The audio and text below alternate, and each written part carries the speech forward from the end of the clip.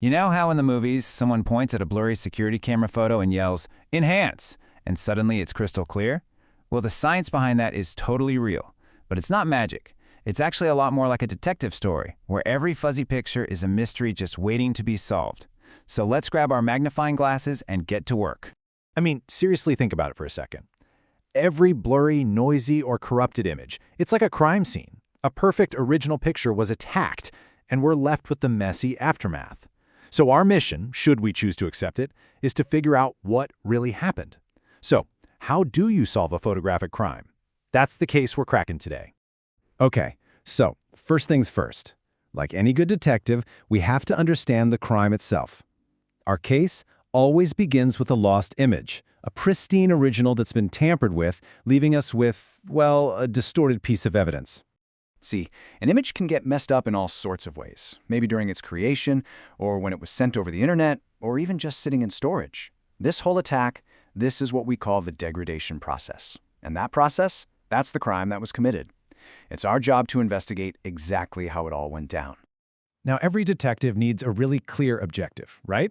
And ours isn't just to make the crime scene look a little prettier. Oh no, our mission is about one thing and one thing only: uncovering the objective truth. And this right here is a crucial piece of evidence. We're not talking about image enhancement. That's subjective. That's like slapping a cool filter on your photo for Instagram to make it look nice. What we're doing is image restoration. This is an objective, evidence-based process. We're using mathematical models to precisely reverse the damage and get back to the original, unaltered image. And this lays out the entire investigation perfectly. You start with the original image, right? Then some kind of degradation process happens, and you're left with the observed image. That's our evidence.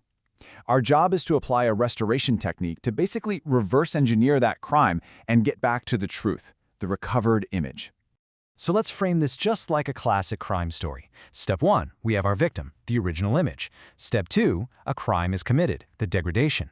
Step 3, we're left with the evidence, the blurry photo we see. Step 4 is our investigation, where we apply our techniques, all leading to Step 5, finding the truth, the recovered image. All right, so how does this investigation actually work in practice? Well, just like any great detective, you start with the evidence you have, and you work your way backwards, piece by piece. This whole process is called the inverse procedure. We have to create a model of how the degradation, that blurring function, plus any random noise, attacked the original image. But here's the really tricky part. A lot of the time, that blurring function is the unknown culprit. We have the evidence, but we don't know what weapon was used to commit the crime. And this leads our detective to two main types of cases. On one hand, you have linear image restoration. That's the easier case. You found the weapon. You know exactly how the image was blurred. But then you have the other type, blind deconvolution. And that's the real whodunit. You have to solve the crime without knowing what weapon was used. It's a much, much harder case to crack. So as our detective is working the case, making estimates, testing out different theories, how do they know if they're getting warmer? How can they actually measure how close they're getting to the real truth?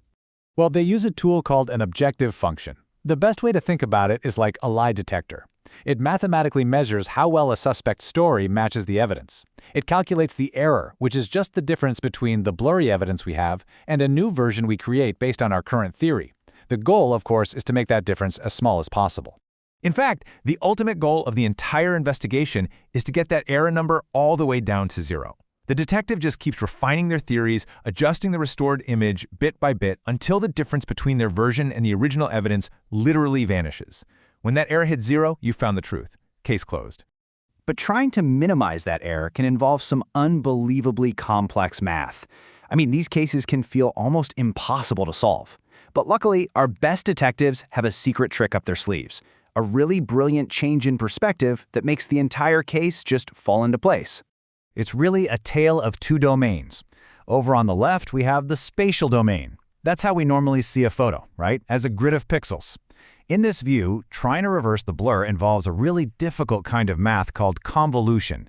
But the detective's trick is to stop looking at the image as pixels and instead see it as a collection of light frequencies. That's the frequency domain on the right. And when you do that, something kind of magical happens. And here it is. This is the secret weapon. By just changing how they look at the evidence, that super complex convolution math, it transforms into simple point-by-point multiplication. It's like finding a secret key that unlocks an uncrackable code. The whole case just gets blown wide open.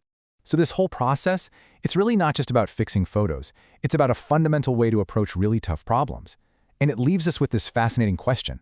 If we can use math to reverse a photographic crime just by changing our perspective, what other really complex problems, in science, in our jobs, or even in our own lives, are just sitting there, waiting to be solved, if only we can find a new way to look at the evidence?